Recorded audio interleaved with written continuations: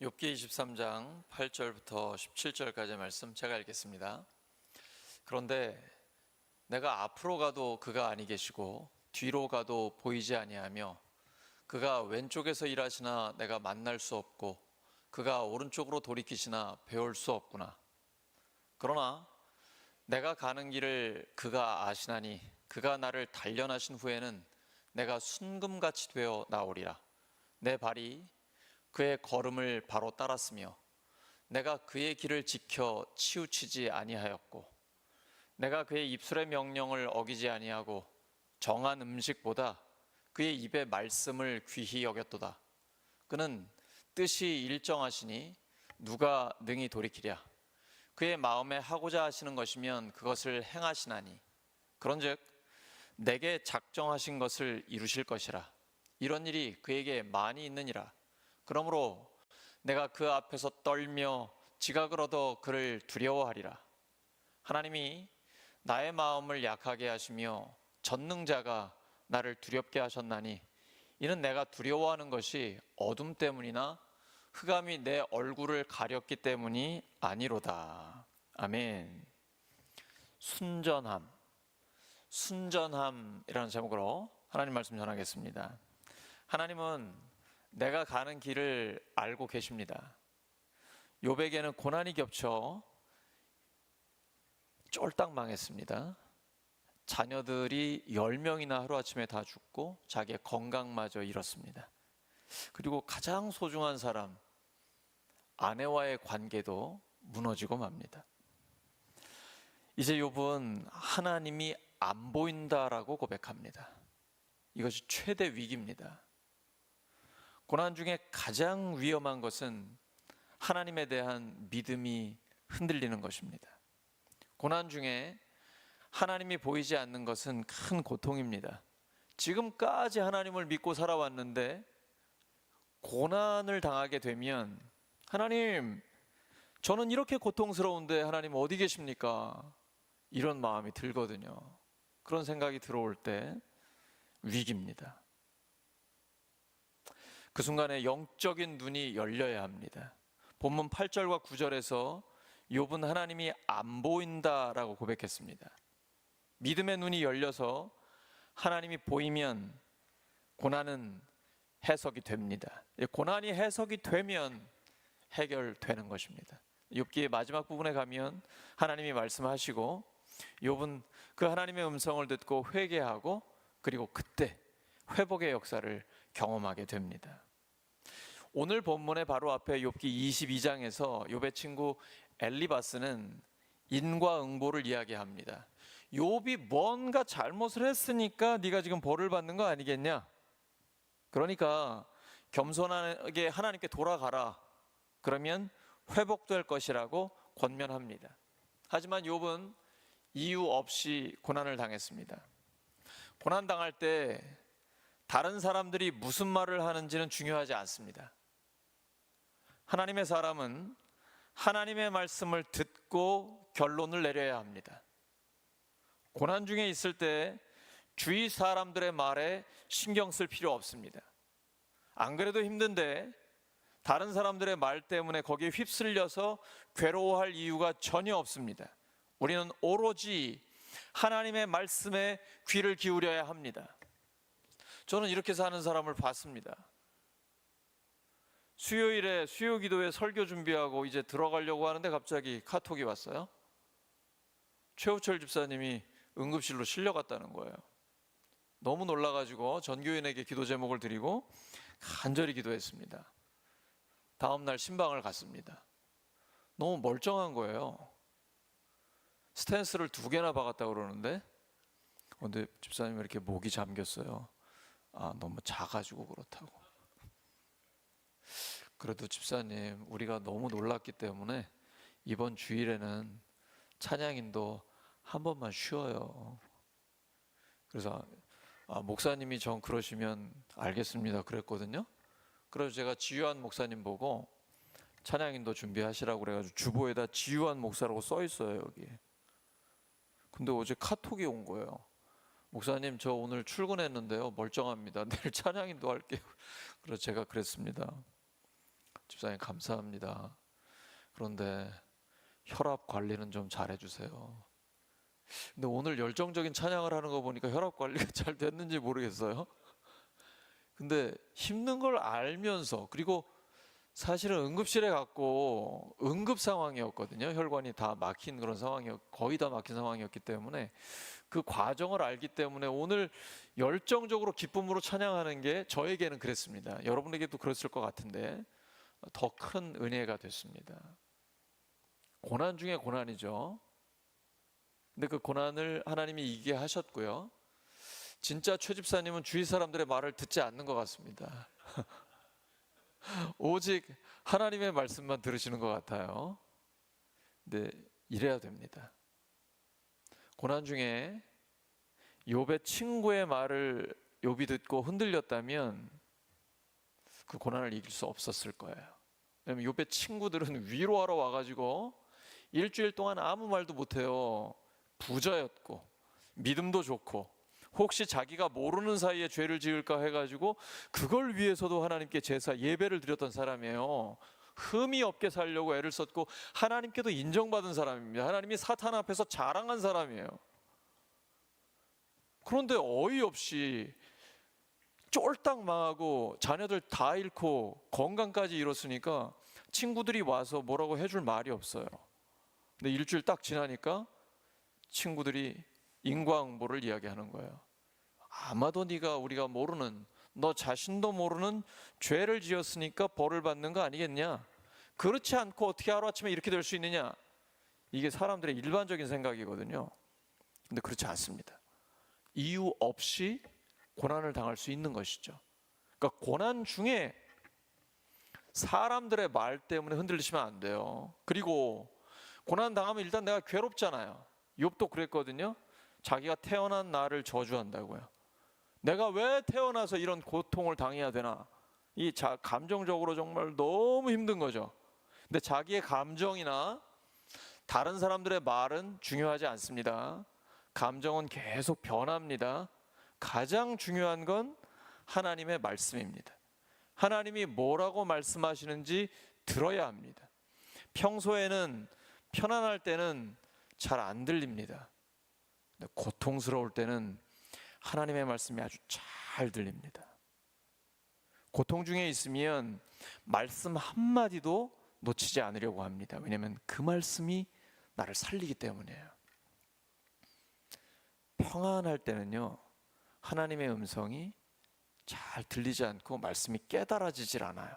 그런데 고난을 당하면 하나님의 말씀이 내 마음에 새겨집니다.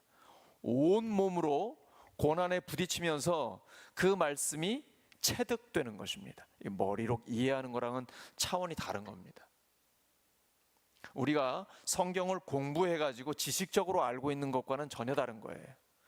고난 중에 하나님의 말씀과 내 고난의 상황 가운데 온몸으로 부딪히면서 이 말씀이 고난을 이기게 하거든요. 그러면 이 말씀은 내 생명과 같은 것입니다. 대충 아는 말씀이 아니에요. 그냥 대강 그런 말씀이 있더라라고 아는 말씀이 아니고 내 생명 걸고 붙드는 말씀이 되는 거예요. 이 말씀의 능력이 있습니다. 말씀이 하나님입니다. 하나님의 음성을 들었다면 우리는 하나님을 만난 것입니다. 요한복음 1장 기록되어 있죠. 태초에 말씀이 계시니라. 이 말씀이 하나님과 함께 계셨으니 이 말씀은 곧 하나님이시니라. 제가 하나님의 은혜로 굉장히 건강하잖아요. 어제 점심도 엄청 잘 먹고 건강했습니다. 저녁에 오랜만에 일주일 동안 부흥회랑 꽉 일정이 차 있어가지고 운동을 한 번도 못 해가지고 토요일 저녁에 30분 동안 걷고 좀 뛰고 했어요. 이제 자려고 왔는데 갑자기 배탈이 나는 거예요. 이유 없이.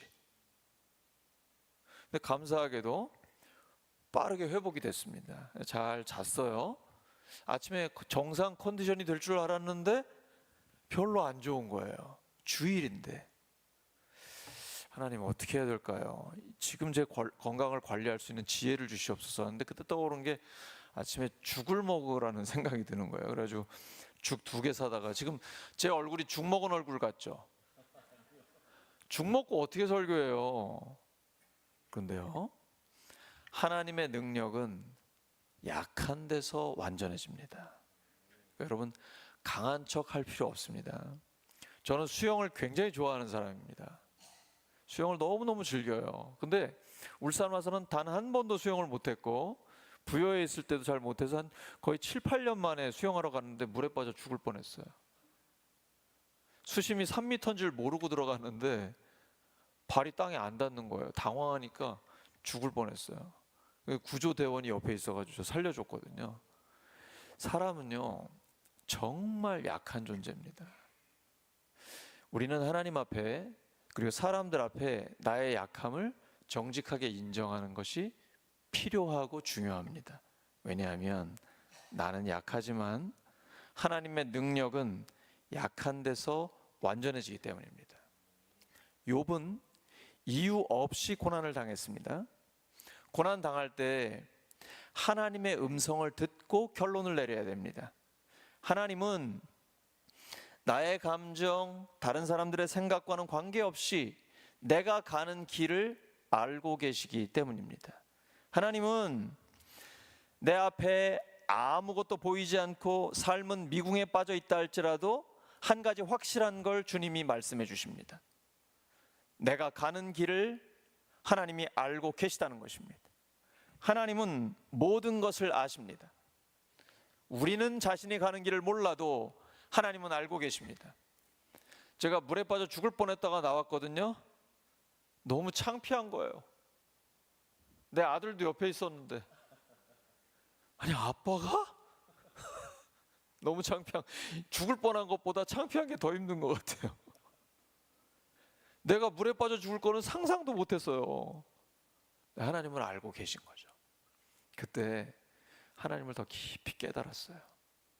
인생은 아무것도 아니다. 한순간에 죽을 수 있다. 하나님이 나에게 맡겨주신 사명을 날마다 분초를 아껴서 하나님 앞에 쓰임받는 것이 가장 중요하다. 우리는 우리가 가는 길을 몰라도 하나님은 알고 계십니다.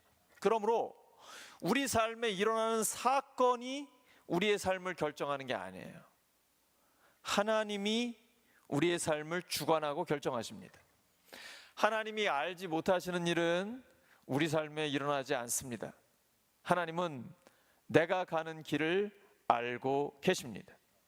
나의 길 그가 아시나니, 욥의 고백이죠. 그리고 그 하나님은 나를 단련하십니다. 여기서 단련은 히브리어로 바한입니다. 시험에 보다, 시련을 겪게 하다, 증명하다라는 뜻입니다. 일종의 테스트죠.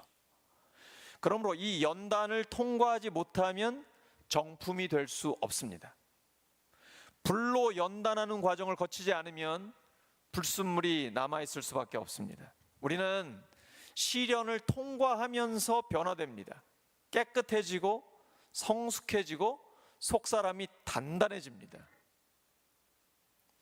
하나님의 사람들에게 불의 시련은 필수 과목입니다.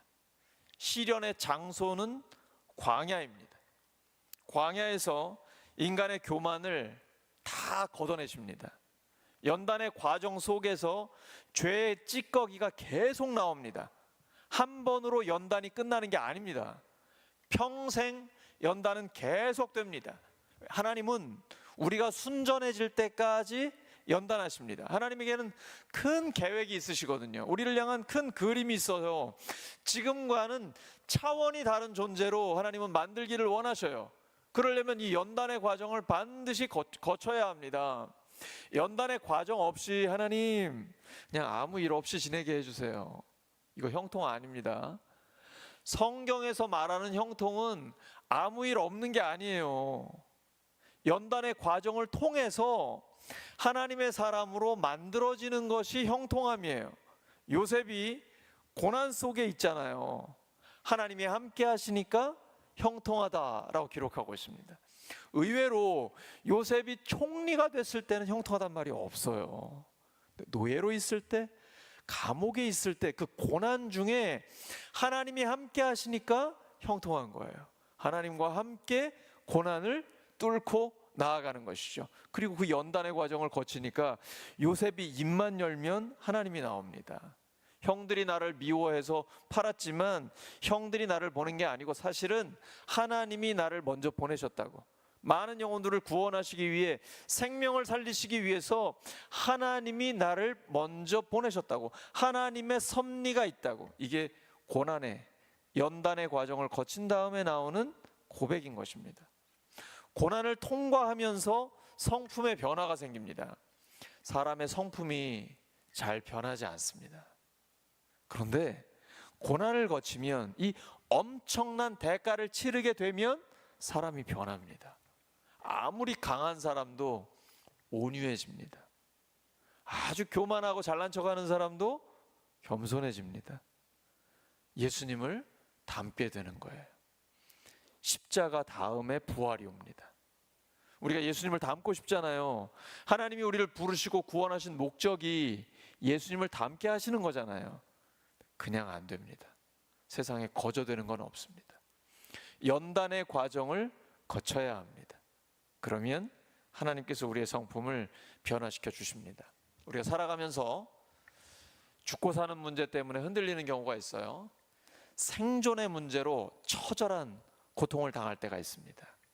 이 고통을 통과하는 과정에서 하나님만 의지하고 하나님을 경험하게 됩니다.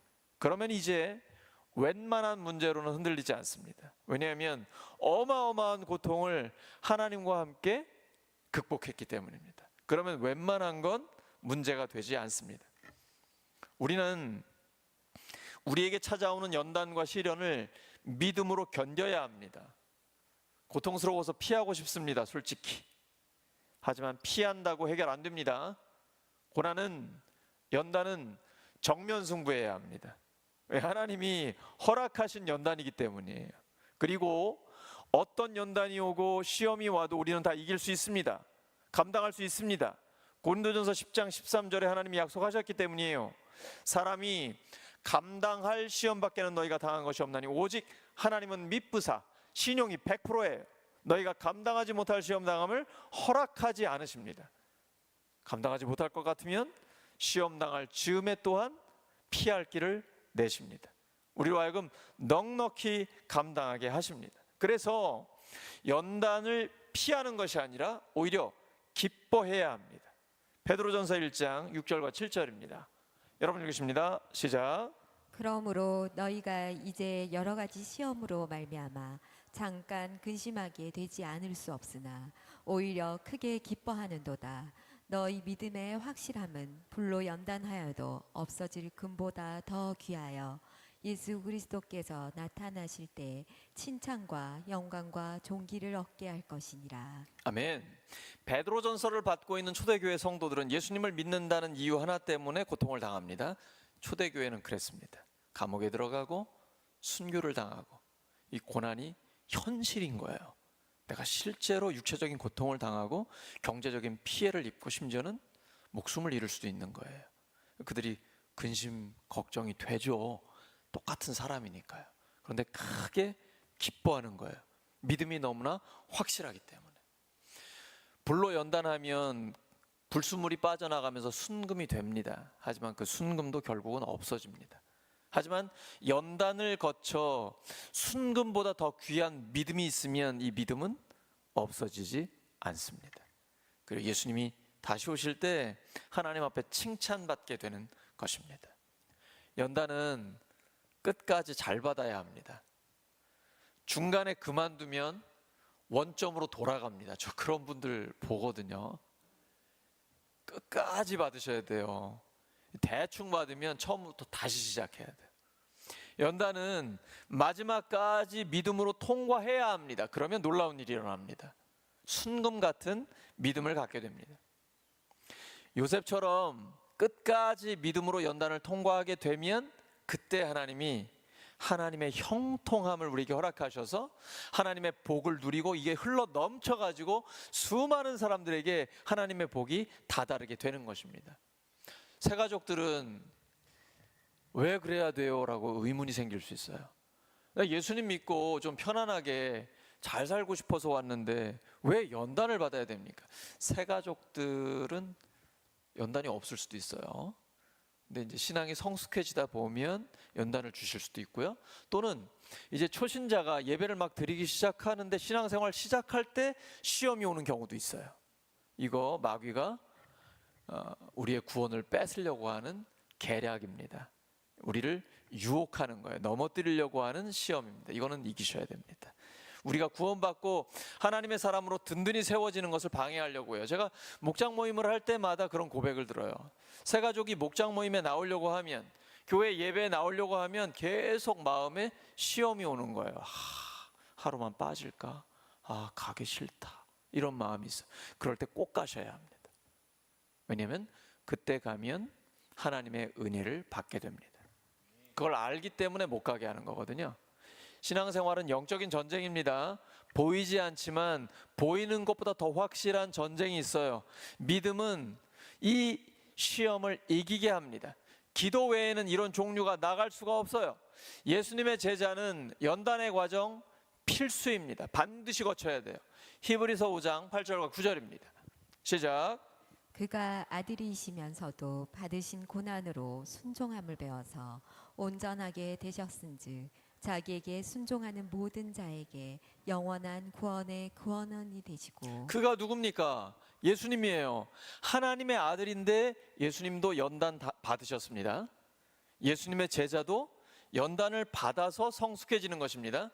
어떠한 시험이 와도 우리는 주님의 방법으로 이길 수 있습니다. 기도와 말씀입니다. 하나님은 나에게 작정하신 것을 반드시 이루십니다. 하나님을 신뢰하고 하나님의 길을 견지해야 합니다. 굳게 지키고 하나님의 약속을 믿고 그 길을 걸어가야 합니다. 하나님이 한번 뜻을 정하시면 반드시 이루고 마십니다. 하나님은 나에게 작정하신 것을 이루실 것입니다.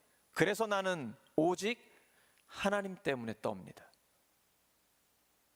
사람 때문에 떨지 않습니다. 마태복음 10장 28절입니다. 시작.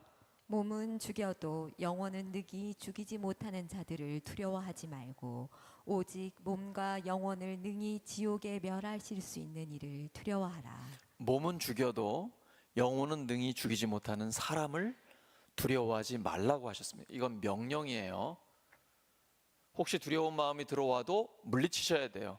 하나님의 명령은 그대로 순종하는 거예요. 하나님은 중요한 것은 명령으로 말씀하십니다. 두려워하지 마라. 누구를요? 사람을. 사람 두려워하면 집니다. 어떠한 상황에서도 사람을 두려워하시면 안 돼요. 사람을 두려워하지 마세요. 사람이 뭘 어떻게 하겠습니까? 오직 우리가 두려워할 분은 하나님 한 분입니다. 우리의 몸과 우리의 영혼을 지옥에 멸하실 수 있는 분, 그리고 우리에게 예수님의 생명을 내어주셔서 천국을 주신 분, 그 하나님만 두려워하는 것입니다. 경외한다라는 것은 그런 의미입니다. 하나님을 사랑하면서도 하나님을 두려워 그 앞에 떨 줄 아는 것이죠. 이것이 진짜 그리스도인입니다. 욥은 하나님이 자신을 단련하신 후에 순금같이 변화될 것이라고 선포하고 있습니다. 욥은 자신의 고통에 초점을 맞추지 않았습니다. 변화에 초점을 맞췄습니다. 연단을 통해 불순물이 제거되고 순전한 하나님의 사람이 될 것을 기대하고 있습니다. 우리가 지금 연단 중에 있죠? 여러분 고난 중에 있는 사람도 있죠? 그때에 이 고통에 초점을 맞추면 굉장히 힘들어져요. 변화에 초점을 맞추셔야 돼요. 연단은 과정입니다. 끝이 아니에요. 인생 그걸로 안 끝납니다. 반드시 하나님께서 이걸 거쳐서 승리하게 하십니다. 고난은 동굴이 아니에요. 터널이에요. 욥은 자기의 고난을 끝이라고 생각하지 않았어요. 순금이 되어가는 과정이라고 믿었습니다. 그래서 하나님 그렇게 하셨어요.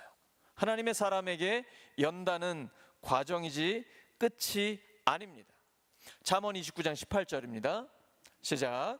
묵시가 없으면 백성이 방자히 해가 허니와 율법을 지키는 자는 복이 있느니라. 시련을 통과하면서 말씀을 깊이 깨닫게 됩니다. 묵시는 율법이고 율법은 말씀이에요. 말씀이 없으면 백성은 방자히 행합니다.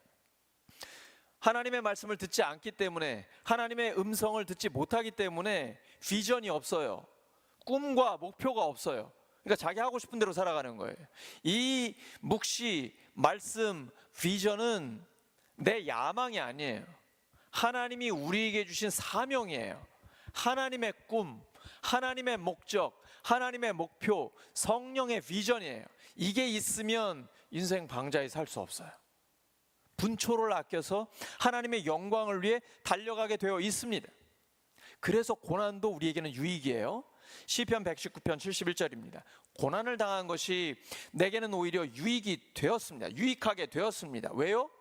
그 고난 때문에 나는 주님의 윤례, 하나님의 말씀을 배웠기 때문입니다. 고난을 통해서 말씀을 배웠다면 손해 아닙니다. 엄청난 유익입니다. 그 다음부터는 불필요한 고생하지 않아도 됩니다. 고난에 대해서는 이렇게 긍정적인 태도를 가지셔야 돼요. 고난은 나에게 유익이다. 고난을 통해 하나님의 말씀을 깨닫게 된다. 그러면 반드시 승리합니다. 오늘 말씀 정리합니다. 사랑하는 우리 울산교회 성도 여러분, 하나님은 내가 가는 길을 알고 계십니다. 하나님은 나를 단련하십니다. 하나님은 나에게 작정하신 것을 반드시 이루십니다. 하나님과 동행하며 순전한 하나님의 사람이 되시기를 예수 그리스도의 이름으로 축원합니다. 하나님 아버지, 주신 말씀 따라 연단 중에 하나님만 바라보게 해 주시옵소서. 연단은 과정이고 순금으로 만드실 변화의 역사를 기대하며 하나님만 바라봅니다. 하나님, 우리가 가는 길을 알고 계시고 우리를 단련하시고 하나님이 우리에게 작정하신 것을 반드시 이루신다고 말씀하셨습니다. 연단의 과정 중에 하나님과 동행하면서 순전한 하나님의 사람으로 변화되게 해 주시옵소서. 예수님의 이름으로 기도드립니다.